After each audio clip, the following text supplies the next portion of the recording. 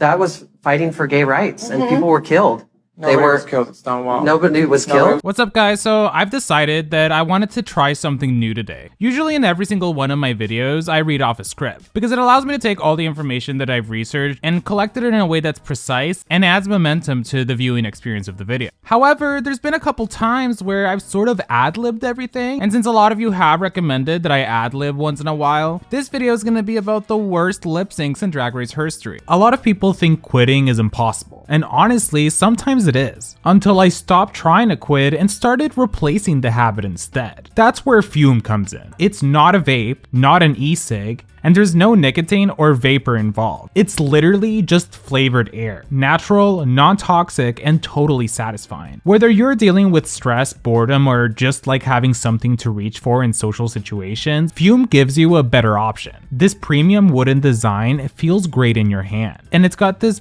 built-in magnetic fidget features. You don't need batteries, there's nothing to charge, and it's 100% portable, so you can use it anywhere without worrying about smoker restrictions. My personal favorite flavor is crisp mint because it's super refreshing and makes me feel like I'm more put together. But they've got tons of options to fit whatever mood you're in. Over 500,000 people have made the switch to Fume as part of their habit change journey. And if you're even a little curious and have been having issues quitting your stuff, this is the perfect place to start. Go to tryfume.com/GreenGay and use my code GreenGay to order the journey pack. And for a limited time, you'll also get a free Fume topper, which adds a whole new layer to the experience. Again, that's tryfume.com/GreenGay, or just scan the QR code on the screen. Now, let's begin. First up is Silky Nutmeg Ganache versus Nina West from season 11, episode 11. I had to start off the list with this lip sync because I mean, it's one of the first that come to mind when you think of bad lip syncs on RuPaul's Drag Race. By the time we got to this point in the season, Nina West, we had never seen lip sync, but we did know that she had done really well when it came to her pageant history. So you sort of expected her to at least be able to hold her own. In the case of Silky Nutmeg Ganache, she had sort of no reason to flop because she had been giving herself some big talk throughout the episodes that she was an amazing performer. There was even that sub-storyline where she was telling Evie Oddly that if they had to lip sync in the bottom two, she would send her ass home. So then the lip sync starts. This bottom two was completely fair because again, this was the makeover challenge and both of their pairs looked entirely out of sync. They lip synced to No Scrubs by TLC. The problem with low tempo songs is that it's pretty difficult to get the audience's attention. And we see this in the first half of the lip sync where you're sort of getting into the groove of things, but then you're kind of like, where's everything gonna go? Little did we know, things were gonna go off the rails pretty quickly. If you didn't know, Silky does a wig reveal in the middle of this lip sync that sort of gets brushed under the radar. And we see at this point how both queens take entirely different routes. Nina is doing whatever she can, flopping around the stage, while Silky decides to pull up all the stops on a song that didn't even require you to do all that much with it. It also didn't help that Silky's hair kept getting in the way of her face. And then the flopping began. Silky does an uncalled for split, does some high kicks, and as a viewer, you're left wondering, when will this end? Need I remind you, all of the eliminated queens were watching from Untucked, cementing this as a humiliation ritual. Yet the most infamous part of all of this doesn't even happen during the lip sync. It happens right when RuPaul is about to make her decision, she gives us this reaction. I've made my decision.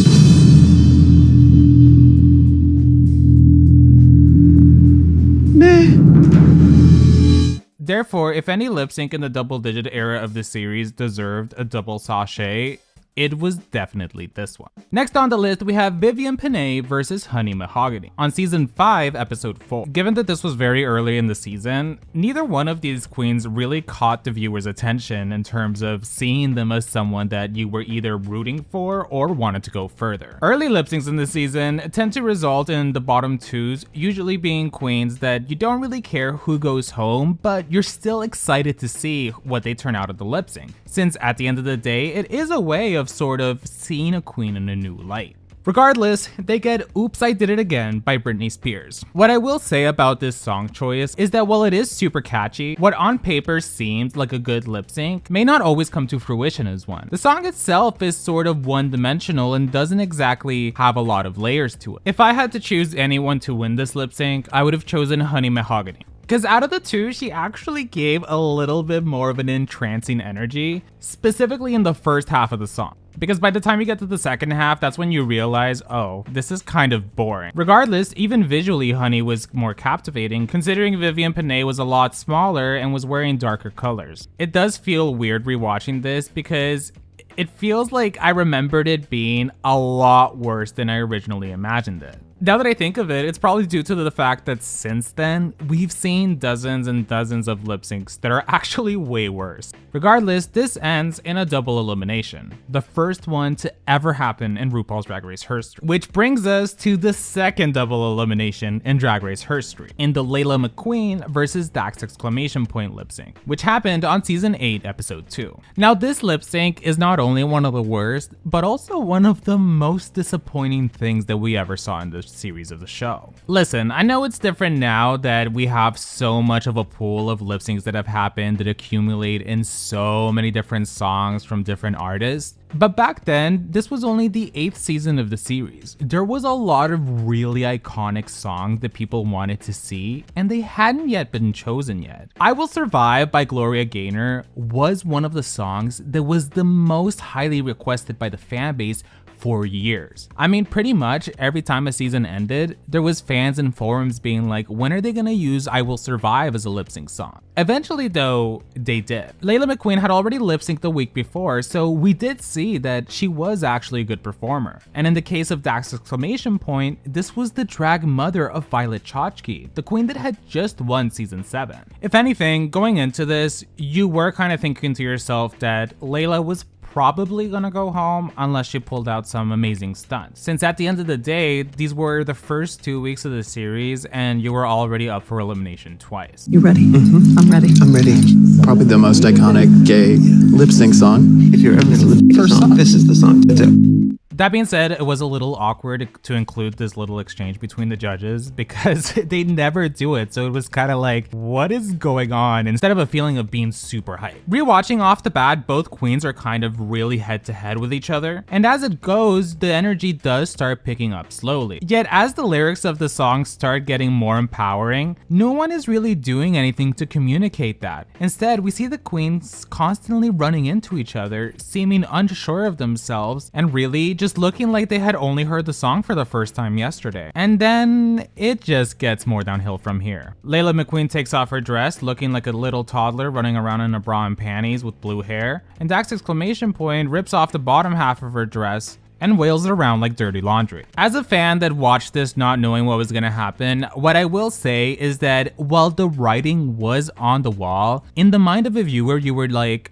I don't know who just won that. That was really uncomfortable and I'm not sure what's gonna happen. So when RuPaul announces that it's a double elimination, it does still hit you really hard because you're like, oh wow, are we actually doing this? And since then, there hasn't been another double elimination, even though, as you'll see in this video, there was many other occasions where it could have happened. The next lip sync on the list is Charlie Hides versus Trinity the Tuck. That happened on season 9, episode 4. This was actually the third lip sync of the season since episode 1 was a non-elimination. Regardless, going into this, I actually really liked Charlie Hides' storyline in the season, and I viewed Trinity as a queen that was bringing drama. So either way, I was gonna be happy about the resolution of the lip sync. Regardless, what ends up happening completely changes the way that I view Charlie Hides moving forward, and a lot of other fans too. They lip sync to I Wanna Go by Britney Spears, a song that is super energetic. Trinity the Tuck does an excellent job and pretty much saves this episode by performing at a 10, even though Charlie Hides decides to stay in one spot and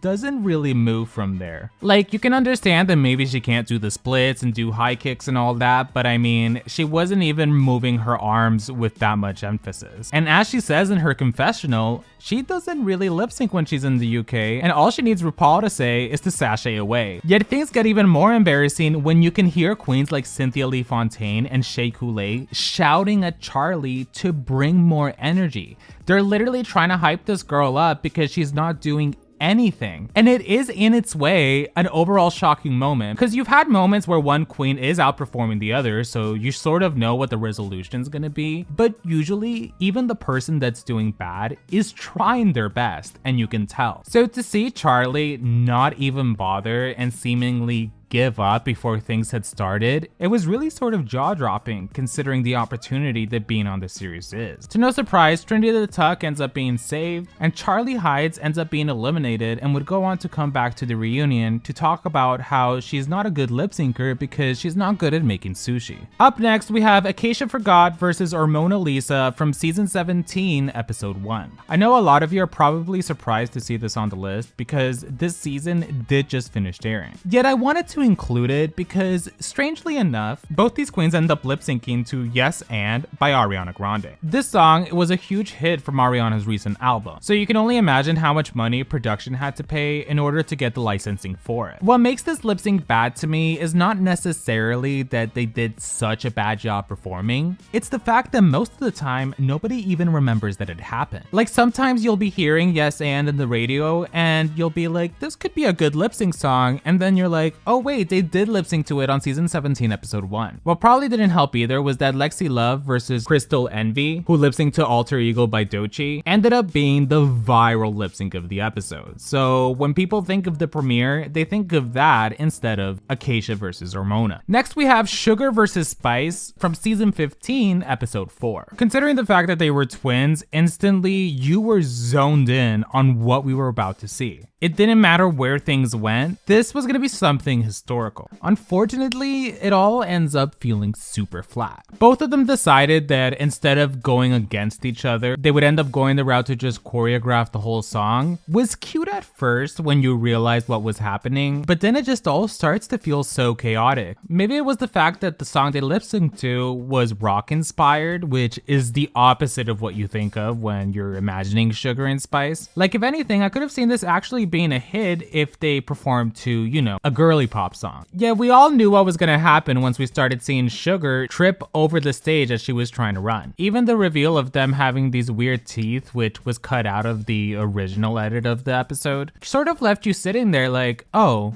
that was random. But the one that kept having issues was always Sugar. Even seeing her struggling to take her shoe off only to trip once again as she was trying to chase Spice only reinforced the fact that Spice, despite being the tween with the lesser engaging personality, ended up being the one to stay for the remainder of the season. Next we have Pearl versus Miss Fame on season 7 episode 9. This matchup was one of those that had a backstory behind it because both the queens did not like each other at all by this point. They had been getting in altercations in the workroom and just overall were constantly conflicting with each other. So when they ended up having to lip sync to Really Don't Care by Demi Lovato in front of Demi Lovato, there was a lot of expectation behind what they were about to deliver. At this point, Miss Fame we never saw lip syncing, but I would be lying if we said we expected her to absolutely slay here because we saw in past challenges that she wasn't able to find rhythm in a lot of music, and most of all, her biggest strength was her drag aesthetic rather than performing the house down boot. In the case of Pearl, the only lip sync we got to see her do was against Trixie Mattel, and that was a lip sync that universally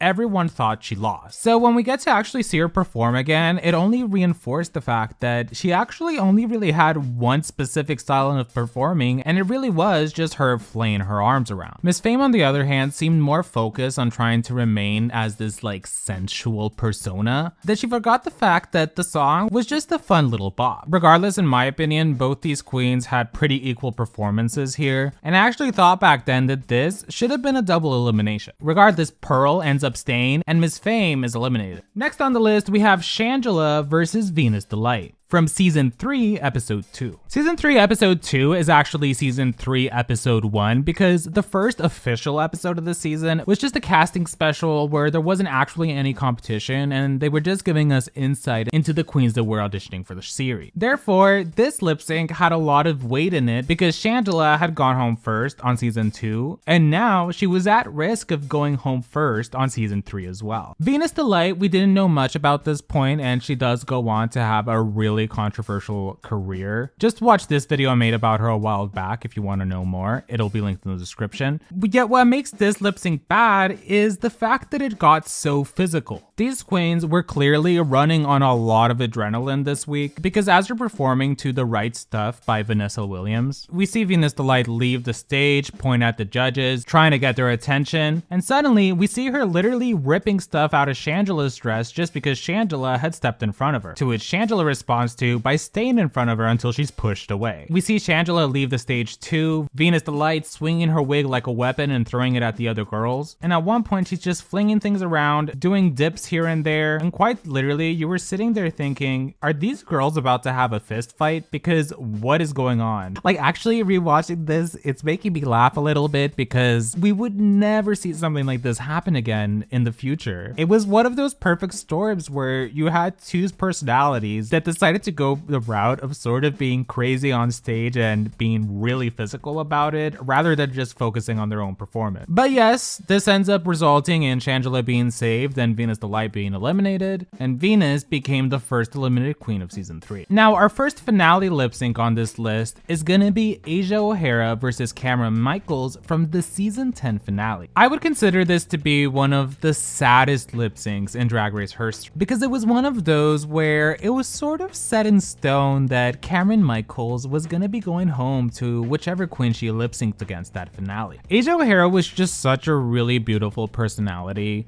And based on her track record throughout the episodes, it would have been pretty fair to see her in that final 2. So when she ends up getting paired with Cameron, who had constantly been in the bottom for like 4 or 5 episodes when she got to the finale, it was pretty obvious the way things needed to go here. Was Cameron gonna do a good job lip syncing? Yeah, she was. She does it every time. But all Asia needed to do was just keep up a little bit, and it would have made sense to keep her over Cameron, especially just based on consistency and the fact that this was a finale. Except what ends up happening is not just that Asia flops, it was the fact that it was one of the most embarrassing things that had ever happened. You knew that since the season prior, Sasha Velour had that rose petal moment that is one of the most memorable moments of the entire series, that these queens all wanted to replicate that. So when you end up finding out that Asia was trying to do a reveal with live butterflies, only for it to end up being a complete disaster, it was one of the most surreal experiences ever. And it's actually bringing me back to that moment because it made my heart skip a beat just now thinking of what it was like watching it as a Drag Race fan the moment the episode dropped. The song they lip sync to is Nasty by Janet Jackson, which is this sort of dark and edgy song that made absolutely no sense with what Asia was wearing. Asia had actually been planning this reveal for up to a year going into this finale. Therefore, it was very clear that she didn't care which song she got, she was gonna be using this reveal regardless. In the case of Sasha Velour, she tailored each one of her reveals specifically to the song, and if she hadn't gotten so emotional that night, we would have had a completely different performance. That's where things end up going wrong for Asia because even if things had gone well, we can't exactly say she would have ended up winning. She starts off her performance with a cute little reference to Monet X Change with the sponge, which wasn't exactly the gag she thought it was because it was like, why are you referencing one of the eliminated queens in a finale lip sync, which is supposed to be entirely your moment? The first flop reveal is when she takes something off her wrist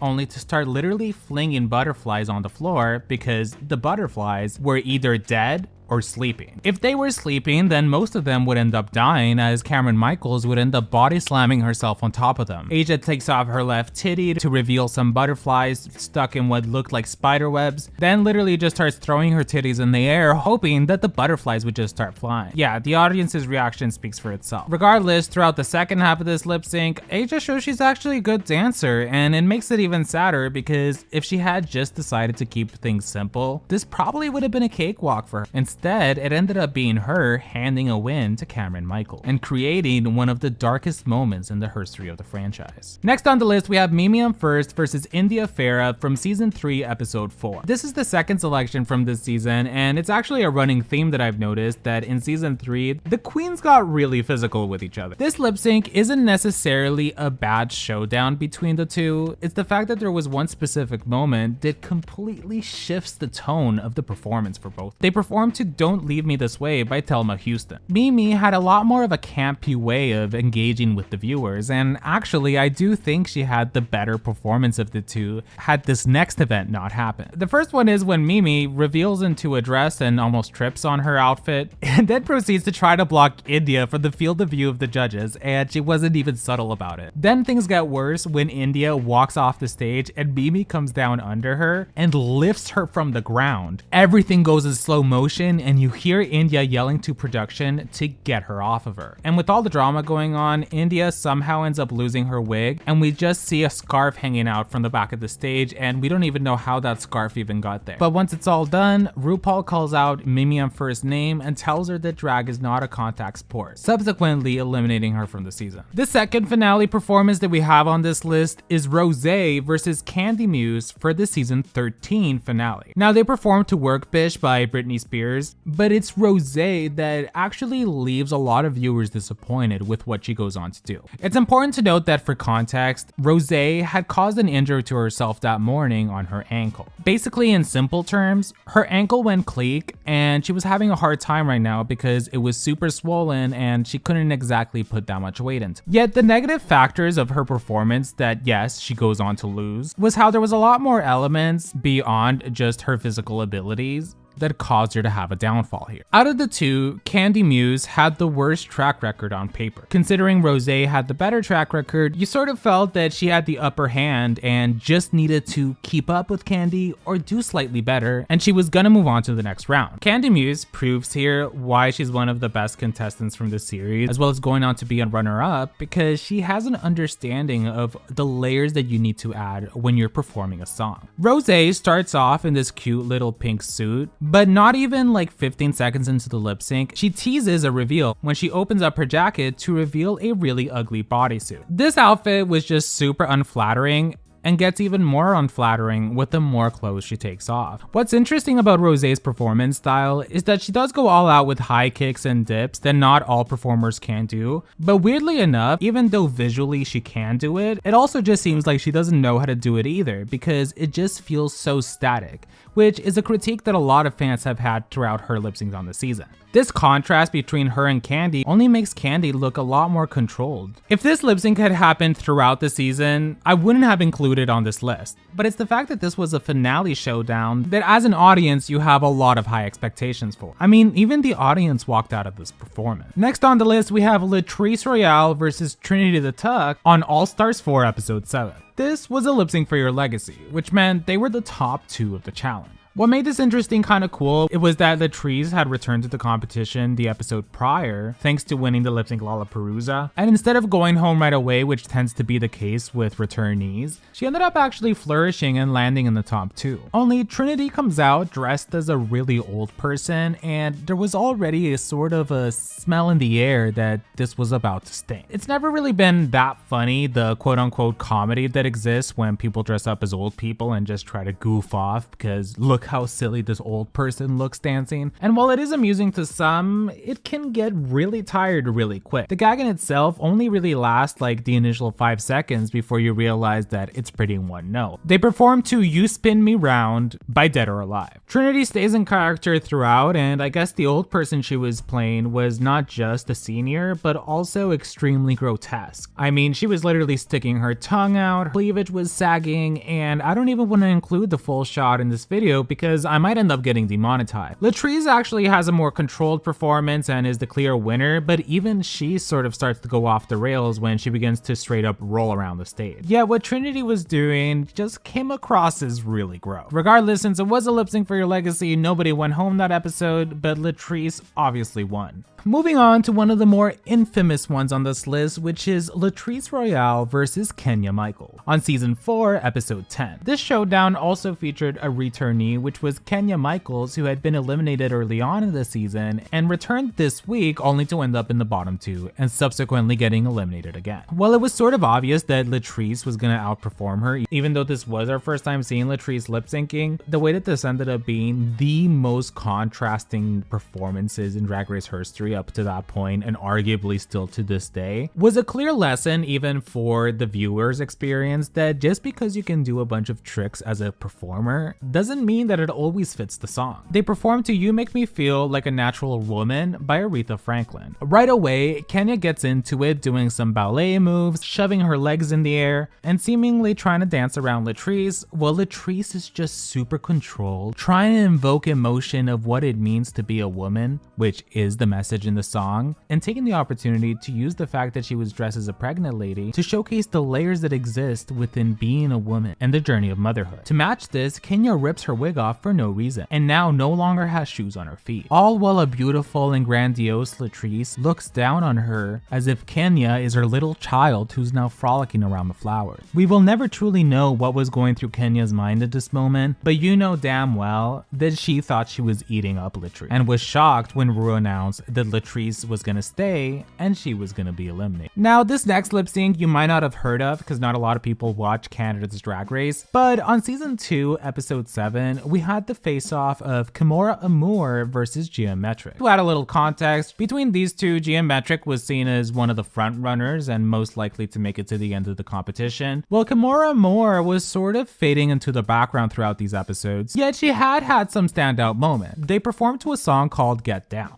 and Kamura decides to take the route of sort of going into Geometric's face for like 90% of the lip sync. And things only start to get even more uncomfortable when she starts literally chasing Geometric all around the stage. It was one of the most confusing and hardest to watch lip syncs in Drag Race Herstory. Even once it was all said and done, the judges literally asked her, what the F did they just watch? But yes, just to re-emphasize in case you've never seen this, it's hard to really rewatch this lip sync without feeling a sense of dread. Regardless, after a really confusing 2 minutes, Geometric wins and Kamura Amour goes home. Finally, we have Jiggly Caliente versus Milan from season 4 episode 6, where they lip sync to Born This Way by Lady Gaga. The reason why this was one of the worst lip syncs actually entirely to do with Milan, who had a habit already of ripping off her wig in lip syncs, but this time she decided to rip off her wig, rip off her outfit, and leave us super confused. While you can sort of understand where she was going for to showcase that, you know, deep down she was born that way, it's been rumored that RuPaul had told the queens weeks before that she wanted to stop seeing them rip off their wigs in the middle of a lip sync because she considered it to be unprofessional. Milan also had a habit that season of having a lot of energy for challenges and anything that was faced in front of her, but strangely not knowing how to cultivate that energy and actually present it in a manner that would have been beneficial to her. Regardless, this is actually one of my favorite lip syncs because it always makes me chuckle by just how chaotic it is. Well, there you go. I just went through 16 lip syncs and ad-libbed this whole video. If you still enjoyed this, make sure to let me know in the comments. Anyways, thank you guys so much. Don't forget to support the channel by liking this video and checking out my previous uploads. And I'll see you guys next time. Thanks again to Fume for sponsoring today's video. Make sure to scan the QR code on the screen or click the description below to get your journey pack. I want to take a moment to thank my patrons. In the Elite Pink Squad, we have Matthew Burns, Sari Tish, Las Potitas, Gay Uncle, Natasha DeLeon, Cool Gal Nan, and Jetzam Adams. And in the Green Squad, we have Cayman Rider Furry, Edgar Allan Pup, The Only Sean, IJS, Not a Punch But a Keek, Jack Beck, Bashir with a good beard, Galeria Gomez, Sarah G, Boiled Peanut, Max Whale, Olivia Marr, Dea, Scarlet Rose, and our newest additions, welcome to the Green Squad, Niall O'Hearn, and Michael Alsante. If you'd like to join the Patreon, if you'd like to support me on Patreon, you can click the link in the description, and I'll see you guys next time.